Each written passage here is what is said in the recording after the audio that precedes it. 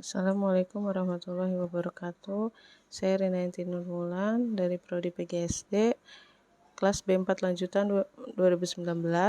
Hari ini saya akan mempresentasikan bab 5 tentang strategi pendidikan musik dengan mata kuliah pendidikan seni musik yang diampu oleh Ibu dosen Ibu Sylvia Rabbani MPD. Yang pertama ada pendahuluan. Kemampuan berpikir kritis pada umumnya memperlihatkan arah yang baik pada jenis musik tertentu, terutama musik pop modern. Sementara itu, hal yang memprihatinkan terjadi pada musik tradisional atau lokal yang terlihat pada aspek seperti wawasan kalangan siswa sekolah dasar terhadap seni tradisional masih rendah, belum mampu memahami konsep musikal pada berbagai musik tradisional, rendahnya motivasi dalam mempelajari seni tradisional, dan tidak memperlihatkan upaya yang baik untuk mencari dan bergabung dengan komunitas musik tradisional. Kemudian kelemahan yang terjadi pada beberapa aspek di atas merupakan akumulasi dari semua pelajaran musik yang dipelajari sejak dini, baik di lingkungan formal maupun non-formal.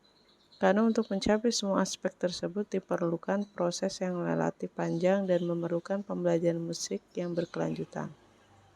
Melihat kondisi tersebut, harapannya setiap jenjang pendidikan dapat menerapkan pembelajaran musik berbasis kemampuan berpikir kritis yang dapat menciptakan para peserta didik yang berwawasan musik lokal dan global, memiliki keterampilan musikal, serta senantiasa mengapresiasi, menghargai, dan turut melestarikan musik-musik lokal. Kemudian berpikir kritis dalam musik. Berpikir kritis dalam konteks pendidikan musik mengarah pada pembelajaran dalam berbagai aspek yang menuntut peserta didik untuk memiliki kemampuan berpikir kritis yang senantiasa memperlihatkan dirinya untuk selalu terkoneksi dengan konteks dan konten musik. Bisom Tatarunis dan Forkusi dalam bukunya Gunara 2008 pada halaman 8-10 merumuskan bahwa sasaran perubahan perilaku berpikir kritis dalam musik meliputi pengetahuan, pemahaman, keterampilan, sikap, apresiasi, dan kebiasaan. Keenam sasaran tersebut dijabarkan ke dalam beberapa indikator sebagai berikut. Sasaran belajar yang pertama yaitu pengetahuan. Kemampuan musikalnya mengenal bermacam-macam karya musik atau yang mewakili dari semua macam-macam karya musik. Kemudian mengetahui tentang sejarah dan perkembangan artistik musik, termasuk implikasi sosial dan gaya musik. Ketiga, mempunyai pengetahuan tentang komponis dan komposisinya yang dihubungkan dengan perkembangan musik, dan mempunyai pengetahuan gaya musikal berdasarkan konteks sosialnya. Sasaran belajar yang kedua yaitu pemahaman. Kemampuan musikal memahami konsep musikal yang dihubungkan dengan bunyi musikal dan penotasian, mengenal perbedaan kriteria yang digunakan untuk menggambarkan dan menilai beberapa gaya musik, dan terakhir memahami hubungan lain antara musik dengan seni lainnya. Sasaran belajar yang ketiga yaitu keterampilan. Kemampuan musikal dari sasaran belajar keterampilan yaitu mempunyai keterampilan mengenal secara audio dan visual elemen-elemen musik, mempunyai kecakapan dan kebebasan untuk berekspresi secara musikal, individu maupun kelompok, melalui vokal atau instrumen atau karya musik, yang terakhir bereksperimen dengan interpretasinya sendiri melalui eksplorasi bunyi. Kemudian sasaran belajar keempat yaitu sikap. Kemampuan dari sikap yaitu mempunyai kesadaran dalam membedakan rasa musik dan perhatian terhadap perbedaan pilihan-pilihan musik yang lainnya. Yang kedua, respek dan terdorong untuk merasakan karya musik yang lain.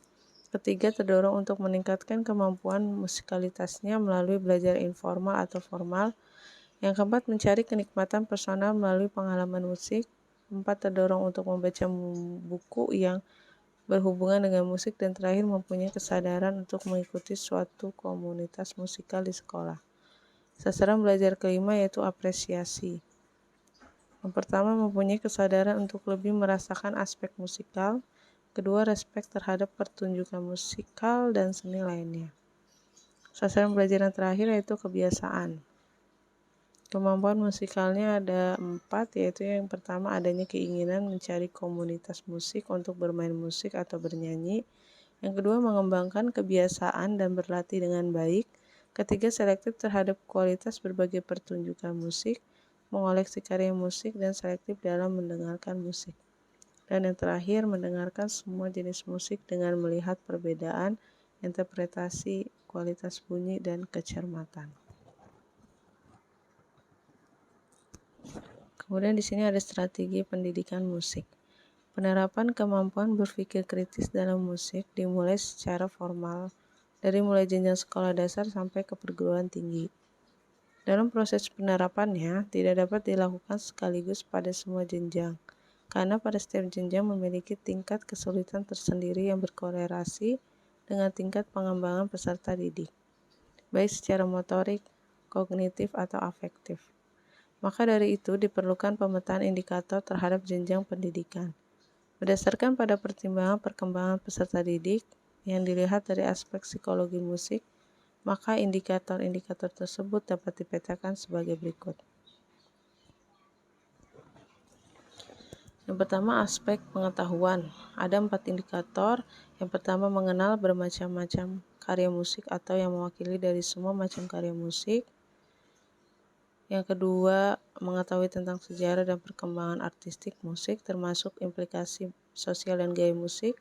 Indikator ketiga, mempunyai pengetahuan tentang komponis dan komposisinya yang dihubungkan dengan perkembangan musik. Indikator keempat, mempunyai pengetahuan gaya musik berdasarkan konteks sosialnya. Dari contoh pembelajaran, yaitu indikator pertama itu pembelajaran melalui media audio, video, dan wisata seni. Kemudian untuk indikator kedua yaitu pembelajaran melalui audio, video, dan analisis jenis-jenis musik. Untuk indikator ketiga dan keempat, contoh pembelajarannya sama, yaitu pembelajaran melalui media audio dan analisis karya-karya musik. Kemudian jenjangnya itu untuk indikator pertama dikondisikan pada tingkat SD, SMP, SMA, dan PT. Indikator kedua dikondisikan pada tingkat SMP, SMA, dan PT. Dan indikator ketiga dikondisikan pada tingkat SMA dan PT. Serta indikator keempat dikondisikan pada tingkat PT. Kemudian yang kedua adalah aspek pemahaman. Ada 3 indikator. Yang pertama, memahami konsep musikal yang dihubungkan dengan bunyi musikal dan penotasian. Yang kedua, mengenal perbedaan kriteria yang digunakan untuk menggambarkan dan menilai beberapa gaya musik. Indikator ketiga, memahami hubungan lain antara musik dengan seni lainnya. Contoh dari pembelajarannya itu dari indikator 1, 2, dan 3 sama, yaitu pembelajaran melalui media audio, video, dan analisis karya musik. Jenjangnya yaitu indikator pertama dikondisikan pada tingkat SMA dan PT, indikator kedua dikondisikan pada tingkat SMA dan PT, indikator ketiga dikondisikan pada tingkat SD, SMP, SMA, dan PT. Aspek ketiga yaitu aspek keterampilan. Di sini ada 3 indikator. Yang pertama, mempunyai keterampilan mengenal secara audio dan visual elemen-elemen musik. Yang kedua, mempunyai kecakapan dan kebebasan untuk berekspresi secara musikal, individu maupun kelompok, melalui vokal atau instrumen atau karya musik. Yang ketiga, bereksperimen dengan interpretasinya sendiri melalui eksplorasi bunyi. Contoh dari aspek keterampilan yaitu contoh pembelajarannya yang pertama itu praktek penyanyi dan bermain instrumen musik. Indikator yang kedua dan ketiga contoh pembelajarannya sama, yaitu praktek penyanyi dan bermain instrumen musik dan membuat komposisi musik. Untuk jenjangnya itu indikator pertama, kedua, dan ketiga dikondisikan pada tingkat SD, SMP, SMA, dan PT. Kemudian aspek sikap, ada 6 indikator. Yang pertama, mempunyai kesadaran dalam membedakan rasa musik. Contohnya, mendengarkan berbagai macam karya musik. Indikator kedua, respek dan terdorong untuk merasakan karya musik yang lain. Contohnya sama, mendengarkan berbagai macam karya musik. Indikator ketiga, terdorong untuk meningkatkan kemampuan musikalitasnya melalui belajar informal atau formal, contohnya praktek alat musik dan vokal. Yang keempat, mencari kenikmatan personal melalui pengalaman musik, contohnya praktek alat musik dan vokal, kemudian membuat komposisi musik atau lagu. Untuk indikator kelima itu terdorong untuk membaca buku yang berhubungan dengan musik, contoh pembelajarannya, pembelajaran sejarah, fungsi atau manfaat musik. Dan untuk indikator keenam, mempunyai kesadaran untuk mengikuti suatu komunitas musikal di sekolah, contohnya pembelajaran berkelompok dan memainkan alat musik. Untuk jenjangnya yaitu indikator pertama dan kedua dikondisikan pada tingkat SMA dan PT, indikator ketiga dan keempat dikondisikan pada tingkat SD, SMP, SMA, dan PT, indikator kelima dikondisikan pada tingkat SMA dan PT, dan indikator keenam dikondisikan pada tingkat SMP, SMA, dan PT. Kemudian aspek apresiasi. Terdapat dua indikator. Yang pertama, mempunyai kesadaran untuk lebih merasakan aspek musikal. Yang kedua, respek terhadap pertunjukan musikal dan seni lainnya. Untuk contoh pembelajaran indikator pertama yaitu mendengarkan berbagai karya musik, menganalisis struktur musik beserta unsur ekspresi atau dinamikanya. Yang ketiga, membuat komposisi musik dan lagu. Untuk indikator kedua, contoh pembelajaran yaitu nonton berbagai pertunjukan musik dan melakukan pertunjukan musik, drama, dan tari. Untuk jenjangnya, indikator pertama dikondisikan pada tingkat SMA dan PT, indikator kedua dikondisikan pada tingkat SD, SMP, dan SMA. Yang terakhir, aspek kebiasaan. Terdapat 4 indikator. Yang pertama, adanya keinginan mencari komunitas untuk bermain musik atau bernyanyi. Contohnya pembelajaran kelompok seperti gamelan dan pembelajaran paduan suara. Indikator kedua, mengembangkan kebiasaan dan berlatih dengan baik. Contoh pembelajarannya melakukan pertunjukan musik instrumen atau paduan suara. Yang ketiga, selektif terhadap kualitas berbagai pertunjukan musik, mengoleksi karya musik, dan selektif dalam mendengarkan musik. Contoh pembelajarannya mengapresiasi berbagai karya musik dan mengapresiasi berbagai pertunjukan musik.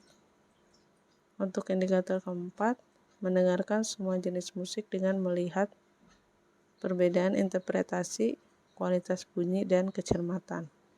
Contohnya melakukan analisis musik seperti analisis struktur, ekspresi, kualitas bunyi, dan jumlah alat musik. Untuk jenjangnya, indikator pertama dikondisikan pada tingkat SMP, SMA, dan PT, indikator kedua dikondisikan pada tingkat SD, SMP, SMA, dan PT, dan indikator ketiga dan keempat dikondisikan pada tingkat SMA dan PT.